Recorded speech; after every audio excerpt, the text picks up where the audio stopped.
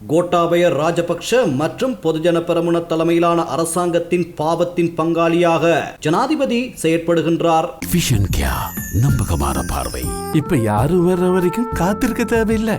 பொதுஜன பெரமுனவின் தவறை தூய்மைப்படுத்தும் நடவடிக்கையில் இவர் ஈடுபடுவதை ஏற்றுக்கொள்ள முடியாது என ஐக்கிய மக்கள் சக்தியின் பாராளுமன்ற உறுப்பினர் முஜிபுர் ரஹ்மான் தெரிவித்தார். பாராளுமன்றத்தில் நேற்று இடம்பெற்ற அமர்வின் போது விசேட கூற்றை முன்வைத்து உரையாற்றிய அவர் இதனை தெரிவித்தார்.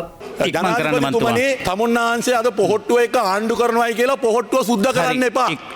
තමුන්නාන්සේ වාඩි වෙලා ඉන්න.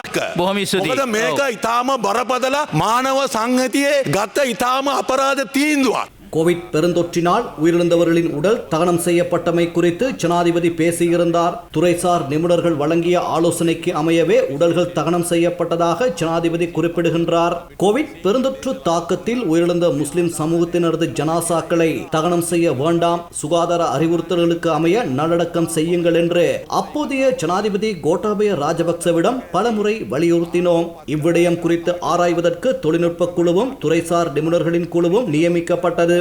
தொழில்நுட்ப குழுவில் தலைவராக கோட்டாபயாவுக்கு நெருக்கமான சன்ன பெரேரா என்பவர் நியமிக்கப்பட்டார். இந்த குழுவின் மீது நம்பிக்கை இல்லை, ஆகவே துறைசார் நிபுணர்களை உள்ளடக்கிய குழுவை நியமியுங்கள் என்று அப்போதைய ஜனாதிபதியிடம் வலியுறுத்தினோம். இதற்கமைய கொழும்பு பல்கலைக்கழகத்தின் மருத்துவ பீடாதிபதி ஜெனிஃபா பெரேரா தலைமையிலான துறைசார் குழு நியமிக்கப்பட்டது. சர்வதேச சுகாதார ஸ்தாபனம் முன்வைத்துள்ள பாதுகாப்பு அறிவுறுத்தல்களுக்கு அமைய உடல்களை அடக்கம் செய்யலாம் என்று அந்த குழு அறிக்கை சமர்ப்பித்தது. ஆனால் கோட்டாபய ராஜபக்ஷவும் அவரது அமைச்சரவையும் கவனத்தில் கொள்ளவில்லை. இன ரீதியாக சமர்ப்பிக்கப்பட்ட அறிக்கைக்கு மாத்திரமே முன்னுரிமை வழங்கினார். உலக சுகாதார ஸ்தாபனம் சமர்ப்பித்த அறிவுறுத்தல்களை புறக்கணித்து முஸ்லிம் சமூகத்தினர் பழிவாங்கப்பட்டார்கள். தற்போதைய ஜனாதிபதி தொழில்நுட்ப குழுவின் தீர்மானம் என்று குறிப்பிட்டு பொதுஜன பெரமுனவை தூய்மைப்படுத்த முயற்சிக்கின்றார். பொதுஜன பெரமுனவின் ஆதரவில் இருப்பதால் இவரும் பாவத்தில் பங்காளியாகியுள்ளார் என அவர் தெரிவித்தார்.